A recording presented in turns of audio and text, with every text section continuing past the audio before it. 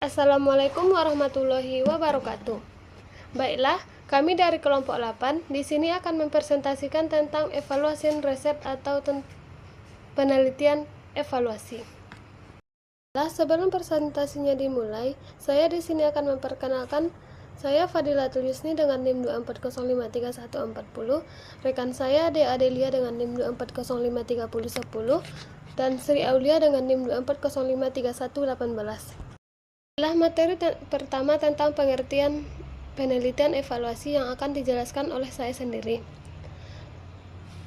Pada hakikatnya, evaluasi adalah suatu proses yang dilakukan untuk menilai atau mengambil keputusan atas suatu kegiatan. Menurut Rizali Mulyono, tahun 2000, menjelaskan bahwa evaluasi memiliki arti sebagai proses menilai sesuatu dengan syarat atau standar objektif yang dievaluasi. Sedangkan penelitian diartikan sebagai usaha untuk menemukan, mengembangkan, dan menguji kebenaran suatu pengetahuan di mana usaha-usaha tersebut dilakukan dengan menggunakan metode ilmiah. Jadi, pengertian penelitian evaluasi sendiri merupakan bagian daripada proses pembuatan atau penentuan keputusan, yaitu untuk membandingkan sebuah kejadian, kegiatan, dan produk terhadap standar dan program yang sudah diterapkan. Penelitian evaluatif merupakan suatu desain dan tahapan evaluasi dalam mengumpulkan nilai atau manfaat dari suatu proses atau praktik dalam bidang pendidikan. Evaluasi sebagai penelitian akan berfungsi untuk menjelaskan sebuah fenomena yang didapatkan. Penelitian evaluasi ini terdiri dari dua jenis, yaitu penelitian evaluasi formatif yang lebih menekankan pada proses, dan penelitian evaluasi sumatif yang lebih menekankan pada produk atau hasil. Selanjutnya, tujuan penelitian evaluasi. Tujuan utama dari penelitian evaluasi adalah antara lain sebagai berikut. 1. Membantu perencanaan pelaksanaan program. 2. Membantu dalam menentukan keputusan penyempurnaan ataupun perubahan program. 3. Membantu dalam menentukan keputusan lanjut atau berhentinya program. 4.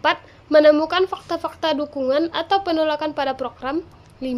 Menilai hubungan antara variabel yang ada melalui pengujian maupun melalui analisis. Baik, saya akan menjelaskan mengenai ciri-ciri penelitian evaluasi. Yang pertama, proses kegiatan penelitian tidak menyimpang. Yang kedua, memandang program yang diteliti sebagai sebuah kesatuan. Yang ketiga, identifikasi terhadap komponen yang berkedudukan. Yang keempat, menggunakan standar, kriteria, atau tolak ukurnya sebagai perbandingan. Yang kelima, kesimpulan atau hasil penelitiannya dipergunakan untuk masukan. Saya akan menjelaskan model-model penelitian evaluasi. Yang pertama, model CCPP. Model CIPP itu konteks, input, proses, atau produk. Oleh staf Lebim mengevaluasi 4 dimensi. Yang pertama, konteks atau kebutuhan. Yang kedua, input atau sumber daya. Yang ketiga, proses atau pelaksanaan. Yang keempat, produk atau hasil. Contohnya itu adalah evaluasi kurikulum merdeka di sekolah, di mana konteks menganalisis kebutuhan siswa, input menilai kualifikasi guru, proses memantau pembelajaran, dan produk mengukur prestasi. Yang kedua yaitu model UCLA. Model UCLA ini adalah atau Alpha oleh Gesari dan Alkin, bersifat responsif, melibatkan tahap sistem atau masalah, audiens atau stakeholder, agen atau evaluator, dan penggunaan data untuk keputusan. Contohnya itu adalah evaluasi program pelatihan di mana evaluator berkolaborasi dengan kepala sekolah untuk mengidentifikasi masalah fasilitas dan menyesuaikan rekomendasi secara real time. Yang ketiga yaitu model Brinkerhoff. Model Brinkerhoff ini adalah fokus 6 tingkat, yaitu performa, kompetensi, pembelajaran, reaksi, on the job, dan dampak organisasi bisnis dengan penekanan pada kasus sukses dan gagal.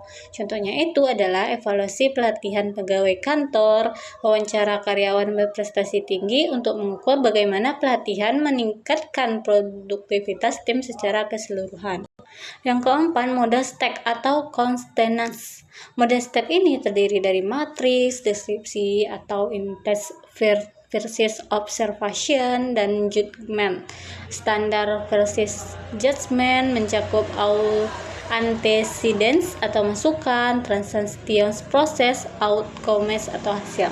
Contohnya itu adalah evaluasi RPP guru di kelas, antecedents menilai kurikulum direncanakan, transactions observasi di interaksi siswa, outcomes pencapaian minat belajar siswa. Yang kelima yaitu model RFEE atau RFEM. Model ini bersifat fleksi-fokus pada respons stakeholder dan konteks, menggabungkan deskripsi kualitatif dengan penilaian adaptif. Contohnya itu evaluasi program pendidikan vokasi, evaluator menyesuaikan pertanyaan wawancara berdasarkan umpan balik industri untuk mengukur relevansi keterampilan lulusan. Yang keenam, model formatif sumatif. Model formatif sumatif ini membagi evaluasi menjadi formatif perbaikan selama proses dan sumatif penilaian akhir efektivitas. Contohnya itu adalah pengembangan modul ajar, formatif melalui observasi kelas untuk revisi materi, sumatif melalui tes akhir untuk menentukan kelulusan program. Jenis penelitian evaluasi. Yang pertama, evaluasi formatif. Evaluasi formatif ini dilakukan selama proses program berlangsung untuk memberikan umpan balik perbaikan secara berkelanjutan. Tujuannya mengidentifikasi kelemahan awal agar program lebih efektif, bukan menilai akhir. Contoh dari evaluasi formatif ini adalah evaluasi formatif pada pembelajaran seni budaya di SMA negeri menggunakan model formatif sumatif. Guru mengembangkan instrumen seperti observasi dan diskusi individu selama proses belajar. Hasilnya, umpan balik langsung disampaikan untuk menyesuaikan metode pengajaran seperti menambahkan aktivitas kreatif bagi siswa yang lemah, sehingga meningkatkan kreativitas dan pemahaman budaya siswa hingga 20-30% dalam satu semester. Pendekatan ini melibatkan pemantauan mingguan, analisis konten tugas siswa, dan penyesuaian RPP atau rencana pelaksanaan pembelajaran. 2. Evaluasi sumatif. Evaluasi sumatif dilakukan di akhir program untuk mengukur pencapaian tujuan secara keseluruhan, termasuk dampak jangka panjang seperti kelulusan atau keberhasilan program. Ini bersifat penentu atau objektif, sering menggunakan tes standar. Contohnya itu adalah evaluasi sumatif pada kurikulum Merdeka Belajar di SD negeri swasta. Dilakukan via ujian akhir semester dan portofolio di akhir tahun. Data dikumpul dari tes tulis, observasi proyek siswa, survei orang tua. Hasilnya menunjukkan 85% siswa mencapai kompetensi inti dengan rekomendasi perbaikan kurikulum tahun berikutnya. Proses mencakup pengolahan data statistik, rata-rata skor besar dari 75, pelaporan ke Dinas Pendidikan, dan keputusan kenaikan kelas. Sekian materi yang dapat saya sampaikan, saya kembalikan ke moderator. Baiklah, saya akan menjelaskan cara menuliskan penelitian evaluasi. Yang pertama, peneliti mengkaji buku-buku, kondisi lapangan, dan menggali informasi. Yang kedua, peneliti merumuskan permasalahan penelitian dalam bentuk pertanyaan penelitian. Dan yang ketiga, peneliti melakukan penyusunan proposal penelitian. Dan yang keempat, peneliti melakukan pengaturan terhadap rencana penelitian. Dan yang terakhir, pelaksanaan penelitian dalam bentuk yang disesuaikan dengan model penelitian yang telah dipilih. Baiklah, selanjutnya materi kelebihan penelitian evaluasi.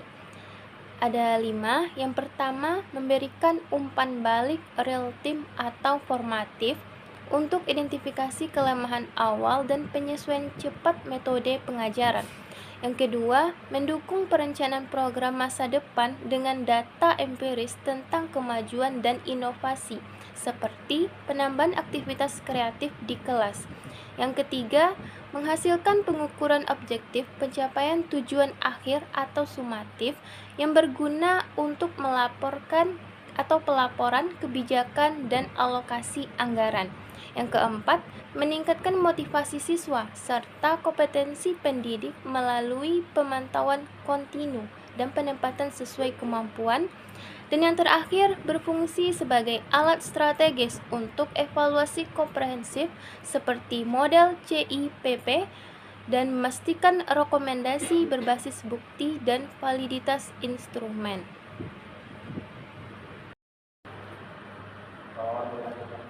Baiklah, selanjutnya materi kekurangan penelitian evaluasi.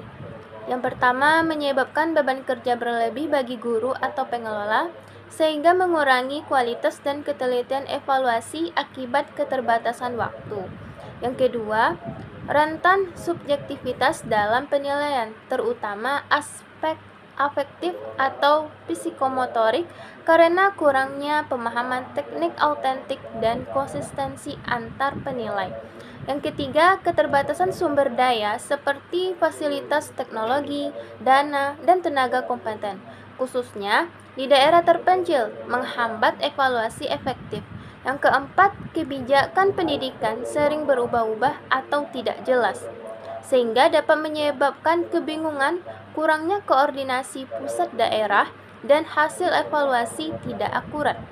Dan yang terakhir, sulit dikendalikan variabelnya, sehingga hasil kurang reliable dan menghambat pengambilan keputusan tepat sasaran. Dari materi yang kami paparkan tadi, dapat disimpulkan bahwa penelitian evaluasi adalah penelitian yang memberikan nilai terhadap suatu program atau kegiatan untuk membantu perencanaan dan pengambilan keputusan. Ruang lingkupnya meliputi kurikulum, pembelajaran, pendidikan, peserta didik, dan manajemen pendidikan. Terdapat dua jenis evaluasi, yaitu evaluasi formatif untuk perbaikan program dan sumatif untuk mengetahui hasil akhir. Sekian presentasi dari kelompok kami. Terima kasih.